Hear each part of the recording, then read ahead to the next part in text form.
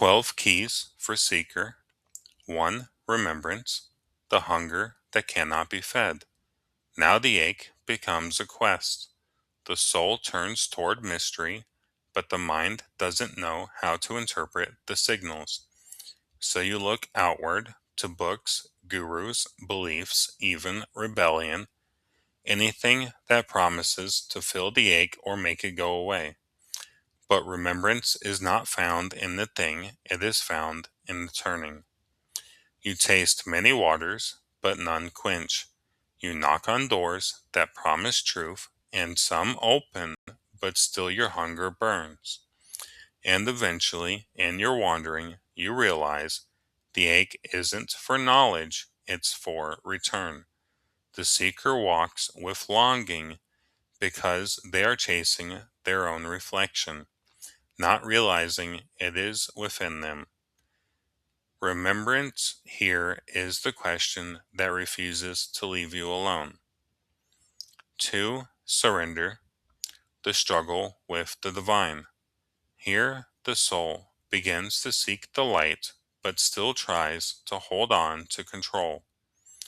The seeker wants truth, but on their own terms, wants transformation, but without a cost, wants God, but still wants to steer the ship. Surrender begins as confusion. Why isn't this working? Then frustration. Why won't the path open? And finally, if the seeker is willing, they turn to the sacred question: what am I still clinging to that is not mine to carry? At this stage, surrender is terrifying because it feels like death. But it is only death to the part of you that isn't real. This is the threshold. Do you let go of who you thought you were to become who you are? 3. Truth. Truth as pursuit. Now you chase it. You want answers, certainty, and a worldview that makes the ache go away. You taste truths like wine, philosophies, systems, and teachings. But some are only masks of truth, pretty cages in disguise. And eventually you begin to feel it. The truth you're seeking won't come from outside. This is the sacred frustration of the seeker. You're no longer content with beliefs. You begin to feel when something isn't true, even if you don't know why. This stage tests your discernment. Do you want to be right, or do you want to be free? 4. Devotion, the search for the beloved. Here, devotion rises as hunger, as the aching search for the one worthy of surrender. You look for the beloved in teachers, in lovers, in sacred texts, and in nature.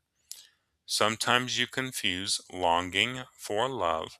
Sometimes you attach to the form rather than the presence. Still, the longing is holy. Devotion at this stage is raw, unshaped, sometimes impulsive, but real. It is the heart cracking open even without knowing how to give itself. You say, I want to serve something greater than me, but you don't yet know what that something is. This is where devotion becomes a path, a thread pulling you toward the sacred without shape. 5. Courage, the courage to leave the known. The seeker faces the terror of letting go, leaving the old religion, expectation of others, and the comfort of certainty. It is here that courage first becomes conscience. You begin to realize, if I want to live what I believe, I must make choices others won't understand. This stage is filled with relational, emotional, and existential risk, but each act of courage creates a path where there was only fog. And you begin to discover courage is not the absence of fear, it's the choice to love what's deeper than fear. 6. Presence, the quiet, the quest for the moment.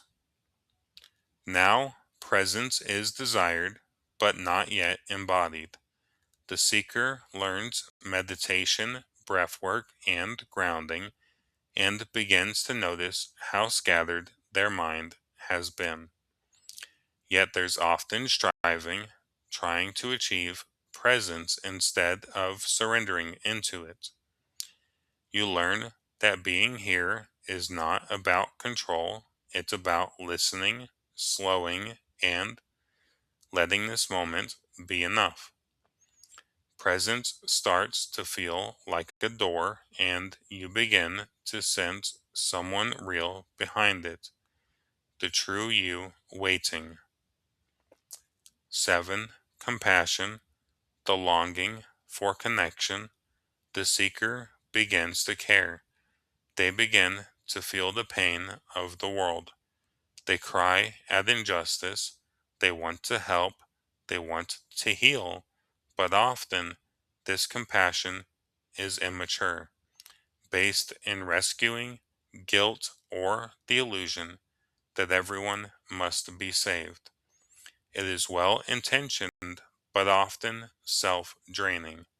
This stage teaches you cannot truly love until you've learned to love yourself, even in your mess. The seeker learns boundaries, learns not to fix, and begins to understand that compassion is not enabling, it is empowering. 8. Service, the search for a purpose to serve. Now, service begins to awaken as possibility.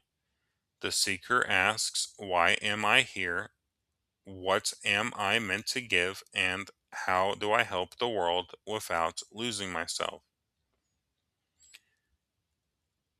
There may be anxiety, urgency, or spiritual ego, but underneath is a sincere longing to be part of something greater.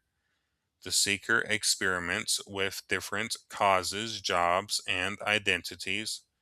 Some resonate and some fall flat.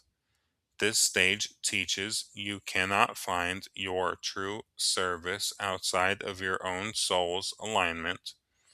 It must be given from what is real in you. 9. Radiance, the glimpse of the light within.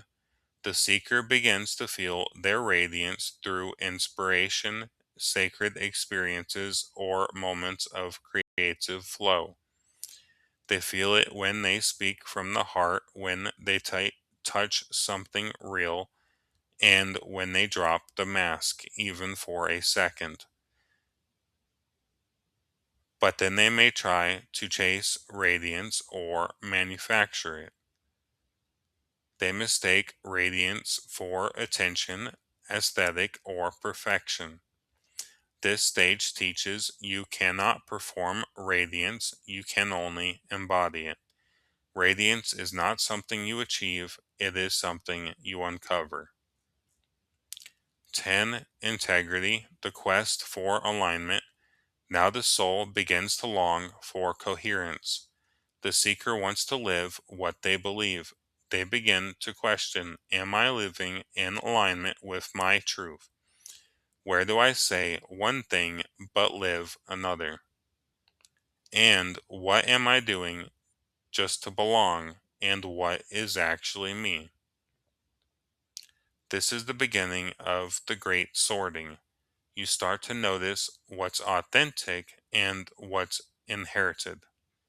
You try to speak truer, live cleaner, and act cleaner. And yet you stumble, and this too is part of the learning. Integrity is not perfection, It is devotion to truth. 11. Humility, the longing to surrender. The seeker begins to grasp humility.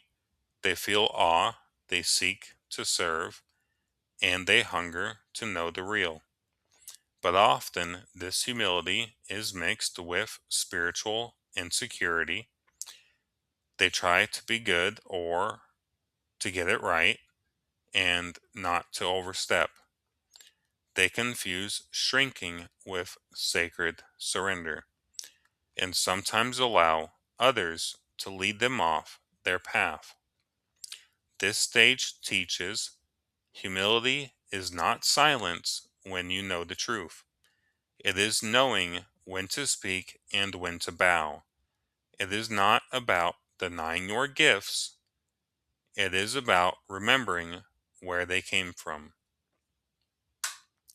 12. Returning with compassion for the quest.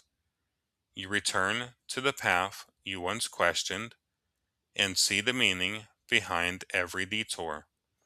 You are no longer seeking because you are lacking. You are now seeking because you are overflowing.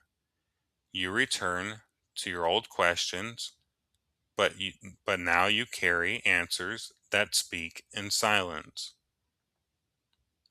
You walk among those still searching, not as above them, but with them. You don't rush them. You remember how long it took, and you bless their journey with your presence.